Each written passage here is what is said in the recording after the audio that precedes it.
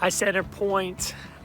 Josh here, and if I haven't had a chance to meet you yet, thank you for joining us today at Center Point Church. I can't wait to hopefully meet you in the week and months to come.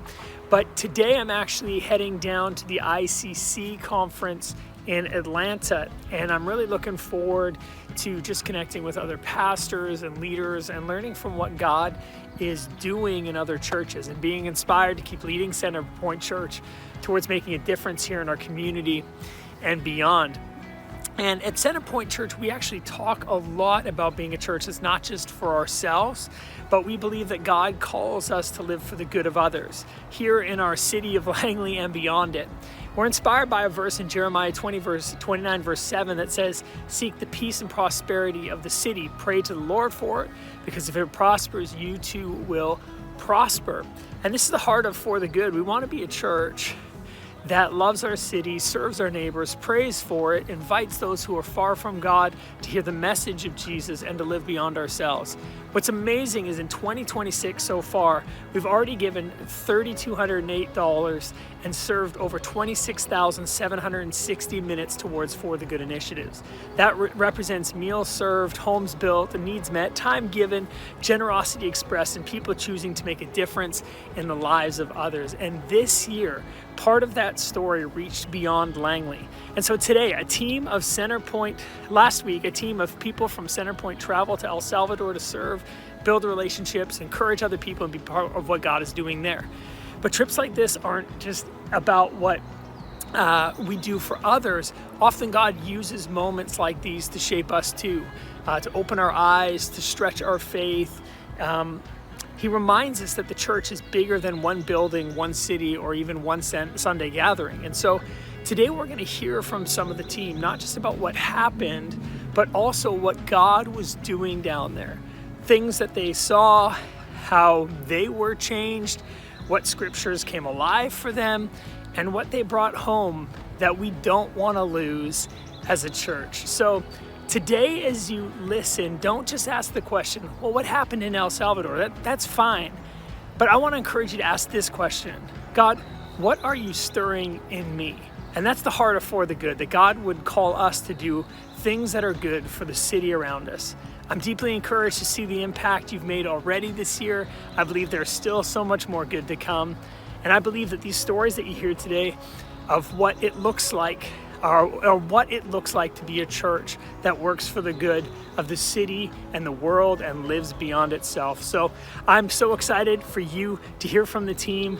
Bill Hamilton in just a few minutes is going to lead this question and answer time. He actually cast the vision for Shelter Canada originally, and here we are years later seeing year after year teams go down.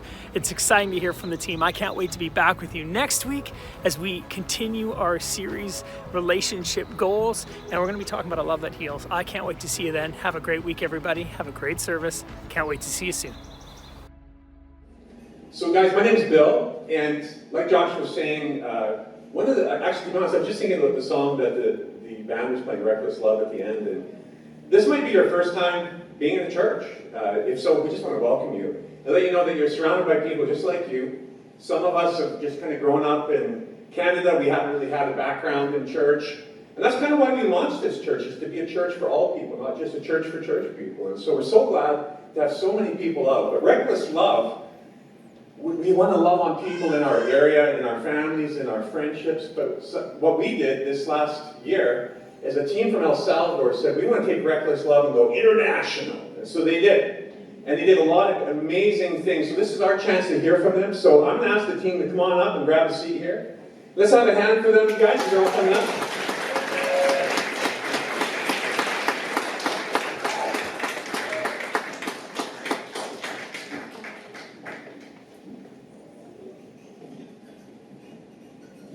All right.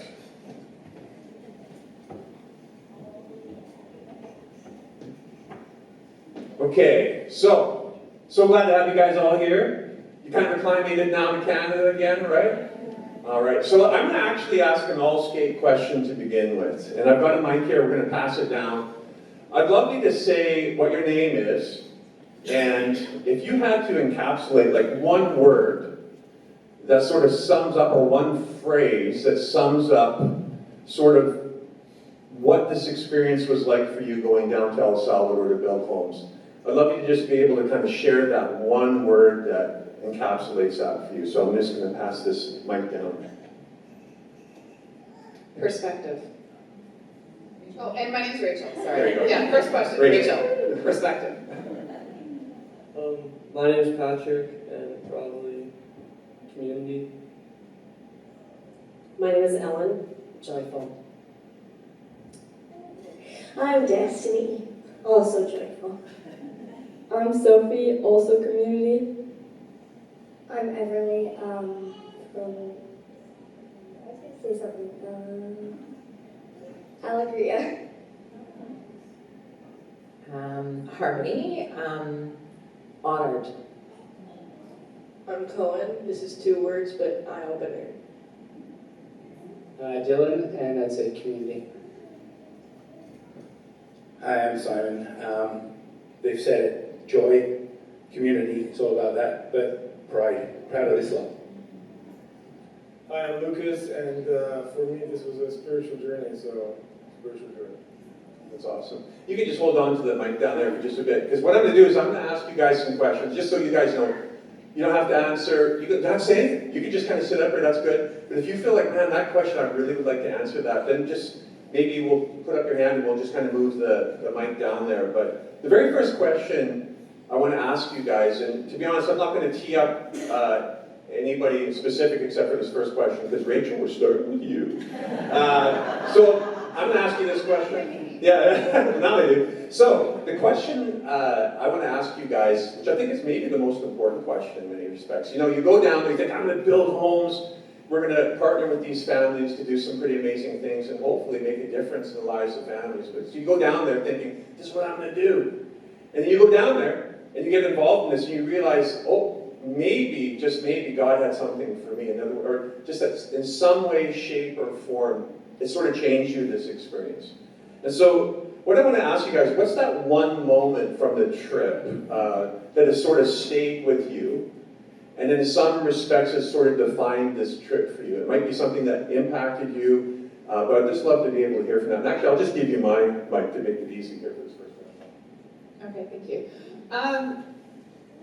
It's a hard question because I feel like every one of us could talk for 30 minutes on it. But on the Thursday, so we kind of joined the community on the day 1, and then you spent 4 days building, and then the 5th day was another community day. So Thursday was our last day of building.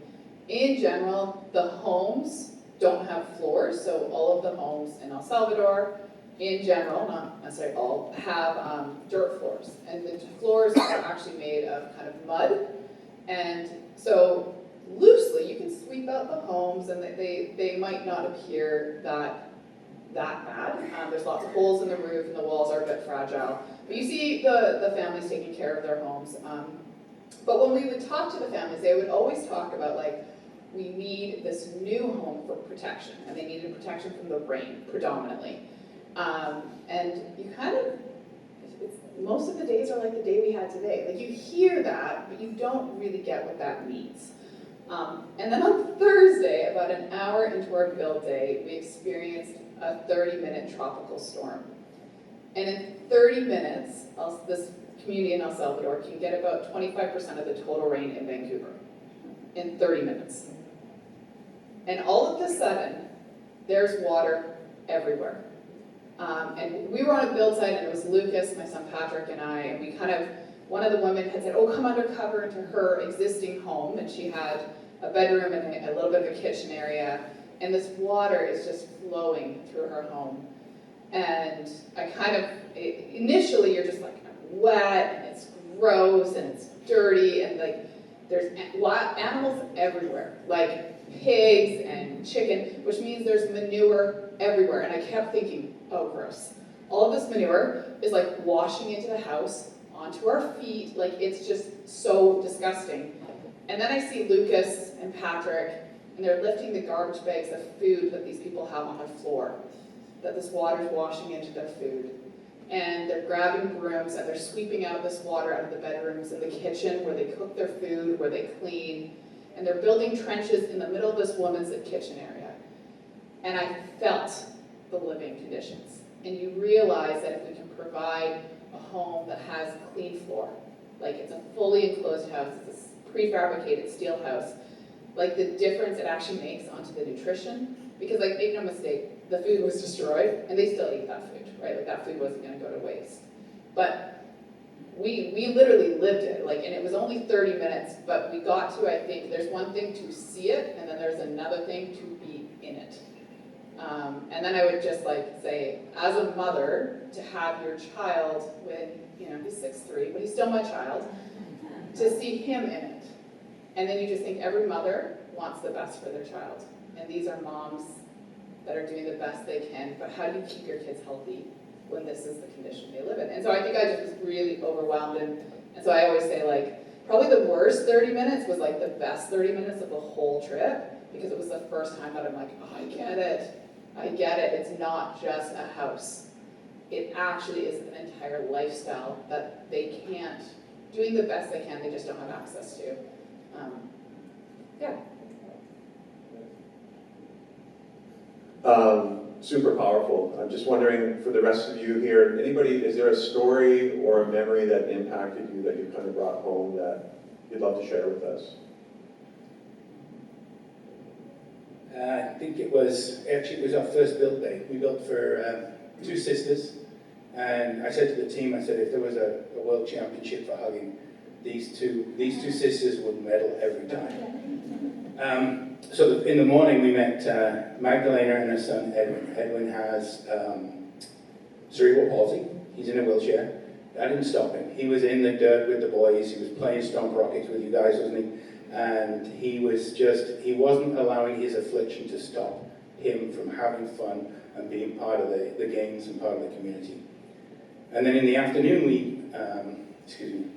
we built for her sister, her elder sister, Damaris. Damaris has 2 children. Her husband was there as well, but she has a boy of about 9 that left a really big impression on Cohen. But she also has a 2-year-old daughter. And the daughter, little angel, we call her, Angelica, something like that. Anyway, she had been in the hospital because she's only 2 years old, but they found she couldn't walk for a period. So they took her to hospital and there was tests. She was in the hospital for 47 days. And then you find out the same day that they find out that they've been awarded the house, they're told that Angelica has leukemia and she needs a clean environment. That's God's timing right there. So that left a big impression on me. We've been praying for the little angel ever since. We did get some good news. She's on the mend, which is really good news, and she's got a long road ahead of her, but the prognosis is good. So we thank you all for your prayers. That's awesome. Thanks, Simon. Anybody else, you kind of think there's that one family that you met that you know you were supposed to meet, and they made an impression on you? Yeah, so. Here, you want to pass on that? On the last day, our second to last build, there was a lady, and she had her name was Christina, and she had a broken ankle for about 5 years now, I think. And when we got there, there was a whole table filled with like fruits, and there was just so many. And she had told me a story that she had skipped church the previous day before and walked on her broken ankle, which was very painful, to go buy us all fruit with the little money she had, because she couldn't even afford a bathroom, but she bought us fruit, because she told me that she wanted to bless us the way we have blessed her, and I just thought that was really impactful. That's really good, thank you. Anybody else? No?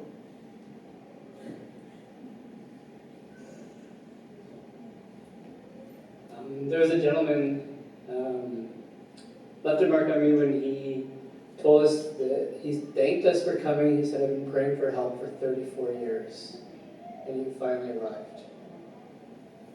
And I didn't know what to say other than, thanks for your steadfast prayer. Sorry it took so long. But I realized, prayer isn't always answered the moment we want it, but God will provide.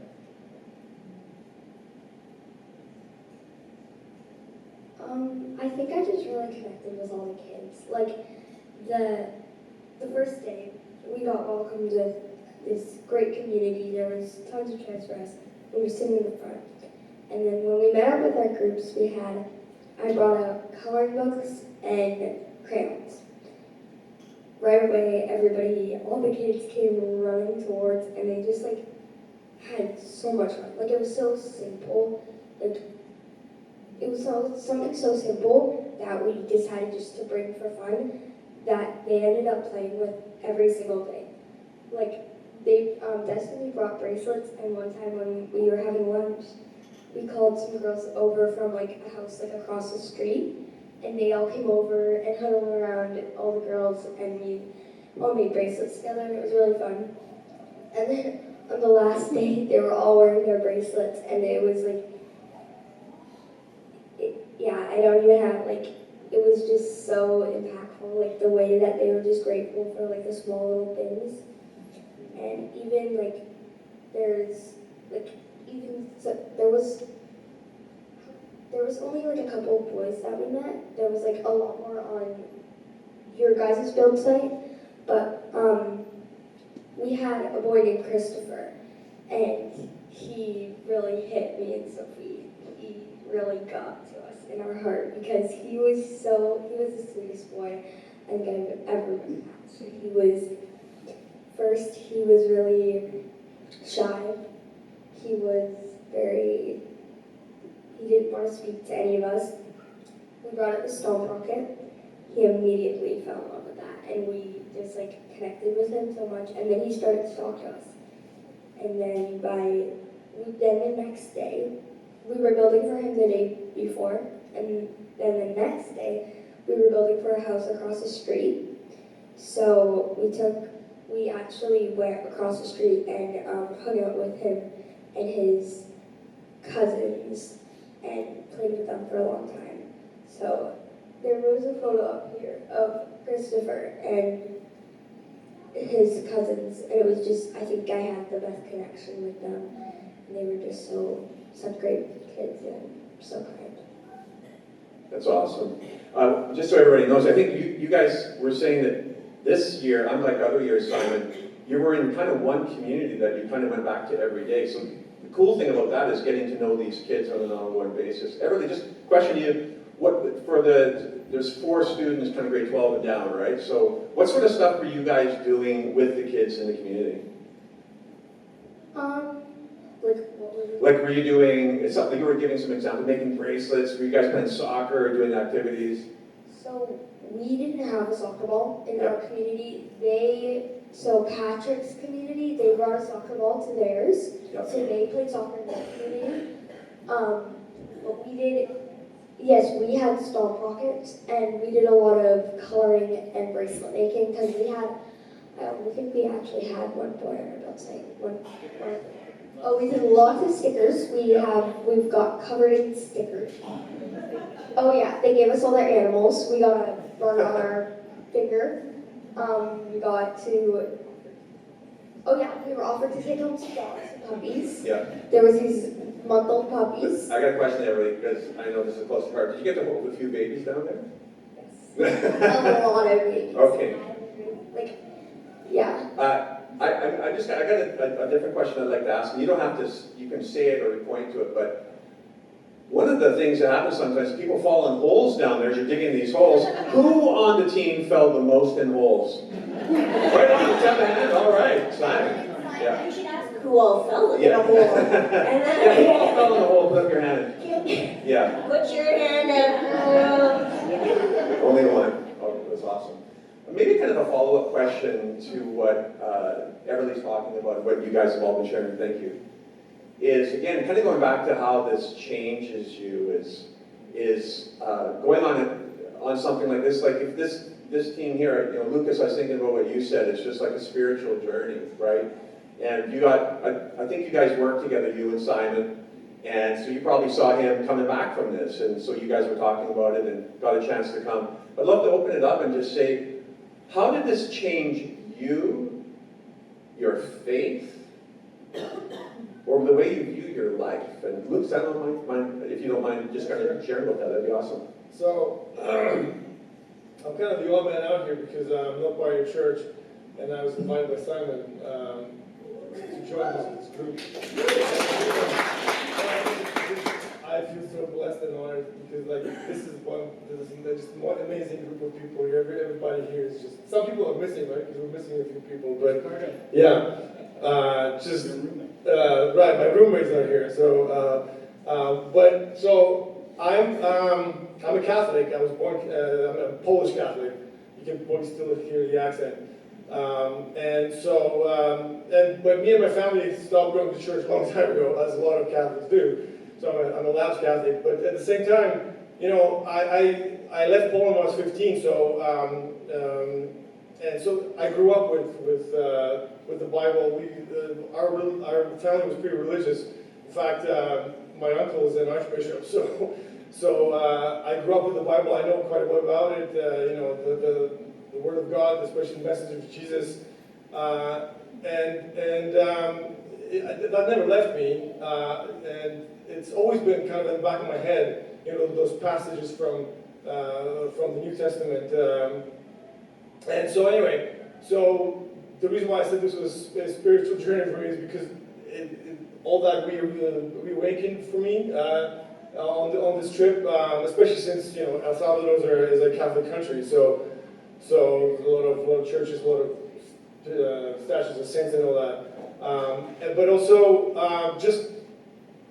this was sort of a mission of mercy. Like we literally went there to build houses for people who really need houses, and this is exactly what Jesus got. And the story and the message of Jesus Christ is love and compassion. That's basically what it's all about. If you strip all the history and all the politics, he came down here to help us, to save us from ourselves, basically, right?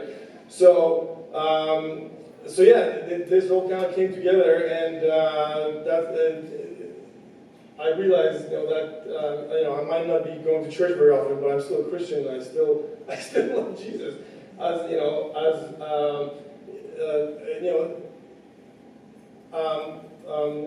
just because. And I like to think about stuff, as they know already. So I'm sort of a generalist, and I think the beautiful thing about Jesus is that his message is universal. I mean, again, it's love and compassion. Like, who has a problem with that, right? Like, for example, today we have our friends, Iranian friends from ProStar. Ali's with us. I want to give a shout out to him. So, our thoughts and prayers are with him and his family, because, they don't deserve what's happening to them over there in Iran. We have Protestants, Catholics, Muslims, Buddhists, we need to find common ground, and we can do that through the message. Hello? Okay. Love and compassion, that's what it, anyway, but just because I have the floor, I just wanted to mention, because I don't know if it's going to come up, the story, that one moment during the trip that really blew us away was the morning prayer, and that was on Thursday, wasn't it? That was the same day of the deluge, right? Yeah. So we would pray, and before we start working, we would do a little prayer, and normally it was one of us from the group. But Simon had the idea of asking, why not ask somebody from the workers, from the people, from the El Salvadorans there to do a prayer? And this guy volunteered. And, we prayed like this. And he was like this. Thank you, Jesus. Thank you, God. Boom, boom. And actually, I don't even know what he said because he just kept going. The translator was trying to keep up, but it was just, and it was like, I don't know, 30 seconds a minute, right? And we were just standing there with our mouths open. And I wish I recorded it, because that would go viral if I put it on YouTube. But we were just completely caught off guard. And it was like, wow, this is how you talk to God. It was just once, like every day, the great thing about it is that we did a debrief at the end of the day, because so many things happen every day that inspired us. And it was good to get it off our chest, like literally day by day, because every day was just amazing. Yeah. First to last. So, yeah. Woo! Well, awesome. Well, what I love about your story is, this is true of a lot of people around here, is that we're all on a spiritual journey, right? Yeah. And at different places in that, but there's something captivating about seeing a group of people that are just loving on people, not because of anything they can give back, but it's just about serving and loving. And that's kind of what Jesus was all about, right? And so I agree with you, and I didn't grow up in a Christian home, but it was that sort of stuff that got me to sort of look, maybe there is something more to this life than just me and my family. So thank you for sharing, that's really cool. Guys, we have about less than 5 minutes left, so just letting you know. But is there anybody else you go, you know what, that thumbprint, that was something that made an impact on me? If you got something burning that you'd like to share, Alan, what? So one of the things that I think about, or pray on every time I think about going to El Salvador is Proverbs 3, verse 5. Trust in the Lord with all your heart and lean not on your own understanding. And that stays with me through all of the planning, through the travel down, through our morning devotionals, through the build, through speaking with the people, getting to know the builders. It's so prominent in my mind because I think that we let fear hold us back a lot. And if I'd let fear hold me back, I would have never gone on that first trip. But trust in the Lord with all your heart and see what will happen. And what happened was incredible connection with a woman who was 65, who was in the kitchen, and I was able to go in and talk to her and learn about her life and hear her story. Sophie and I learned how to make tortillas because she was such a great teacher. Connection with the builders, sitting and having lunch and hearing them laugh and learning their sense of humor. Trust in the Lord with all your heart. And that's what El Salvador is for me. It is trust, it is obedience, it is connection with incredible, hardworking, community-minded, generous, really generous, like Sophie was saying about Christina. Just trust in the Lord with all your heart and just wait and see what he does, whether it be here or in El Salvador.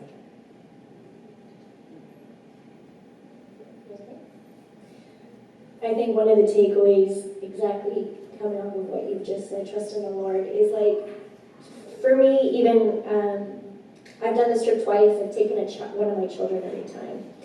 It's a bit of a commitment, and it's a bit like,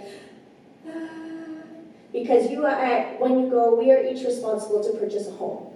So we got skin in the game. Like this is the thing.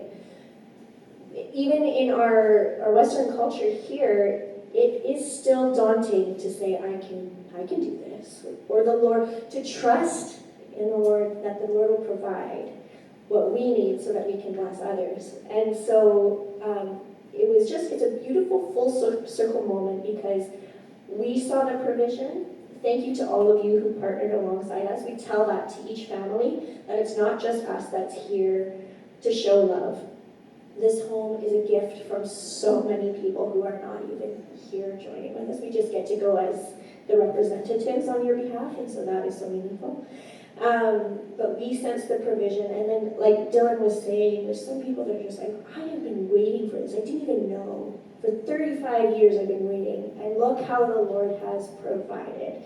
And I think they speak so beautifully of the faithfulness of God, and we experience that as well, and so that's a true gift. The last thought I had was just that we stayed in a community in a town called Alegria, and this is the word that Emily used. Alegria is the Spanish word for joy, and we were reflecting, particularly myself, about like the joy that comes with that level of giving and of service, that love and compassion that Lucas was speaking of. Like there was just joy from the beginning of the day to the end. It was hard work, it looked dirty and muddy and sweaty and hot and all the things. And yet, coming alongside this community, it was just absolutely the gift was to us was joy in that service, and I think we saw the heart of Jesus in that. So that is a special takeaway for me.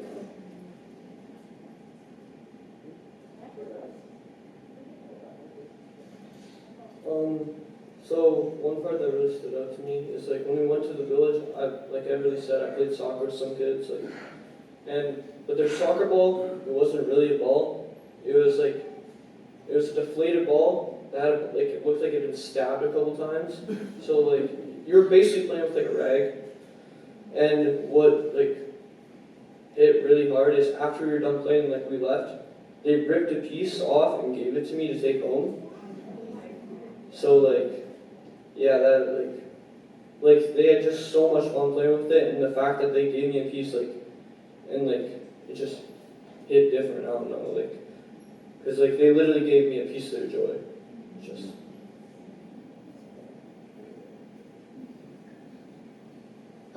Not only like the kids and the family were like amazing, but we haven't really talked about the leaders of like the workers for shelter. The workers for shelter were absolutely amazing. They were like the most incredible people I think I've ever met. Like they were so kind, and they made sure we were safe. They made sure we were fed the right food and we didn't get sick.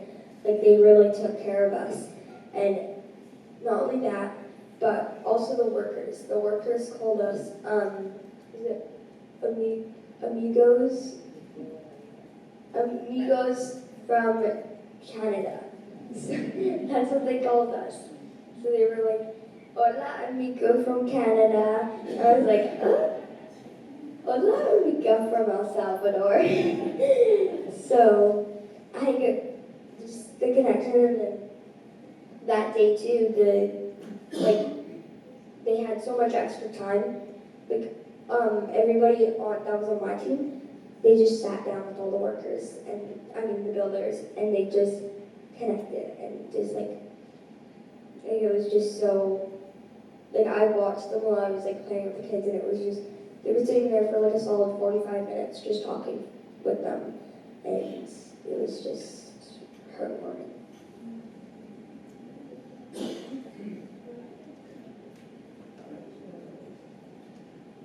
We are kind of running out of time, so I just want to kind of wrap things up.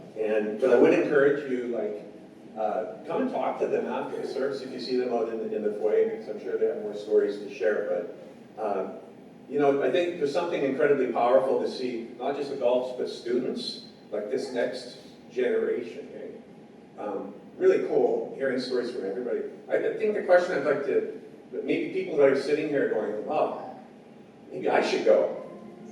Right? Like, I'd like to maybe go with my adolescent child and go and do this, or I'm going to do this on my own, or there's some friends in the community. Luke, it's so awesome that you came. This isn't just for our church, this is for really our community to go out and make a difference in another place. So if people are sitting here, maybe they got their foot on the brake, or they kind of, like fear, right? Things that you guys were addressing. I'd love to hear from two of you. What would you say to people here? They're kind of thinking, but sort of maybe on the fence.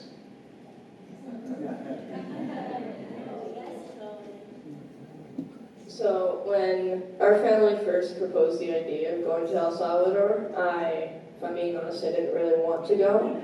I felt like me and Emily were too young, and it was going to be a big commitment. I mean, we had to raise like $29,000 for the 4 of us to go.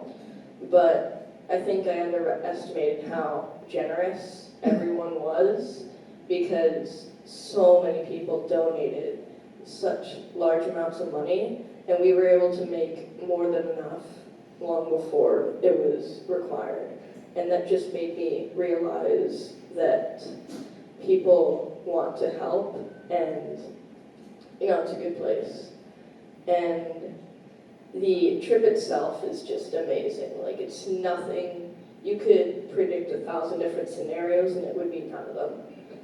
It is so unique and eye-opening, like I said, to realize the conditions these people are living, and yet they still are so happy and joyful and welcoming. And it just really changed me as a person. And I would highly recommend going because it will change you too.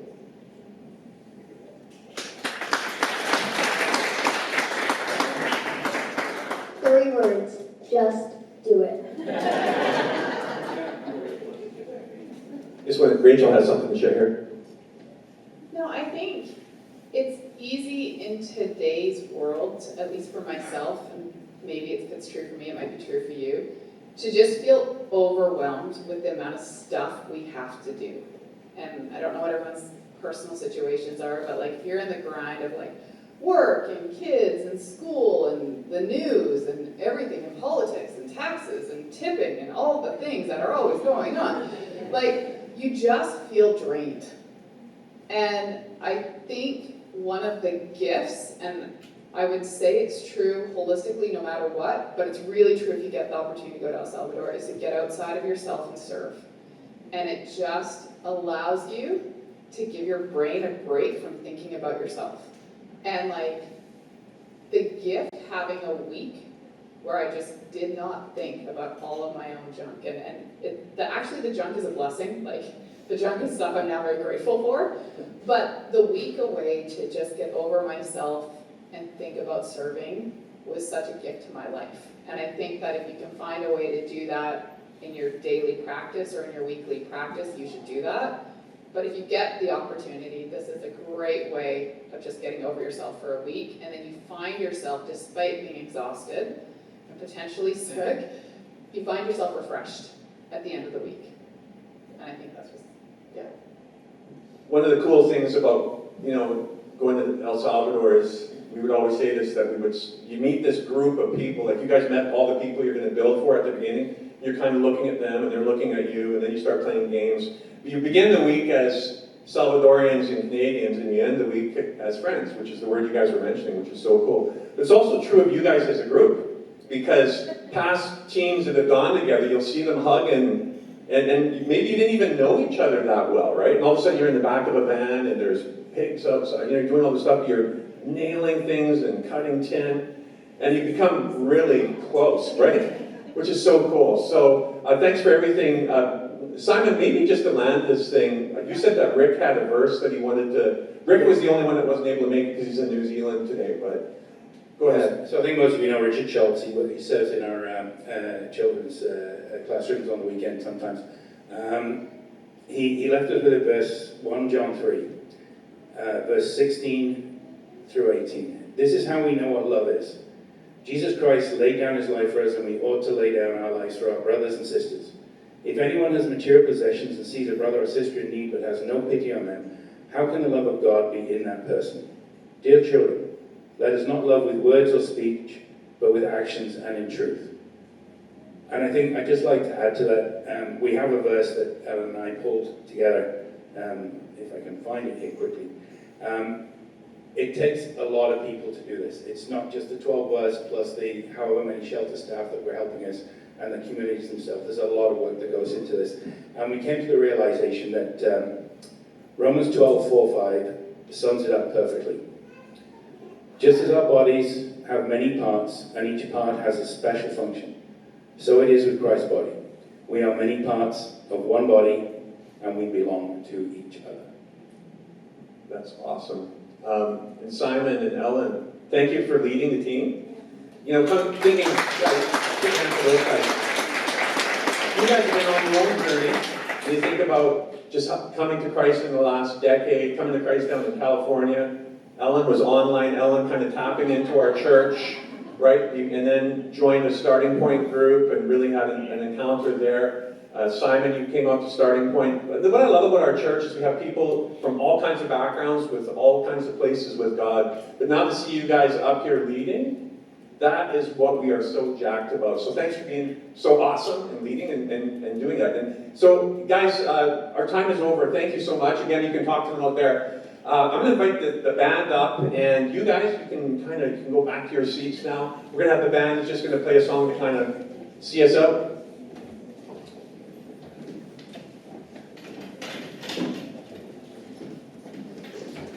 And one thing I just want to kind of mention here is, this took a pretty big vision to do something, right?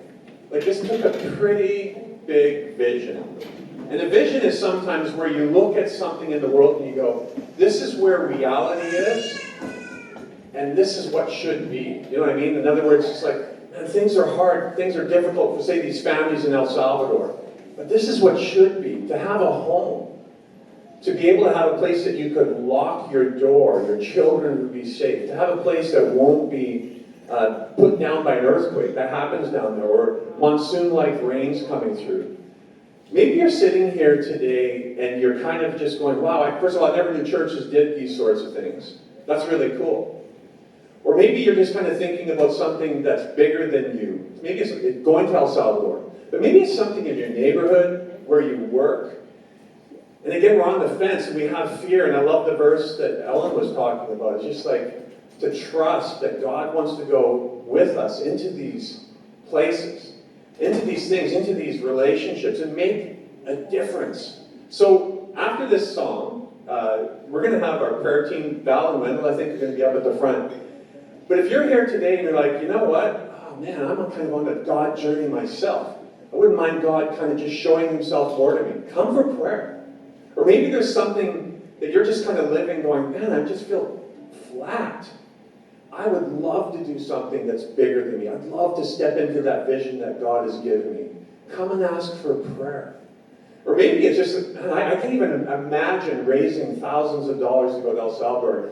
Can you just help me, God, to have that bravery and that boldness to go forward? Come for prayer. I mean, that's what it is. So every service we're having prayer after. But if you're like, something is stirring in you, or your ears are burning as you hear about this, but it's bigger than you, get in line. It's always bigger than us. That's a vision. If you can do it on your own, that's just your own effort. But if God asks you to step into something bigger than you, that's a God-sized vision that only he can make happen. So come up for prayer. We're going to hand it now to Connie and the spectacles. Do you notice? Connie and the spectacles are going to walk us out.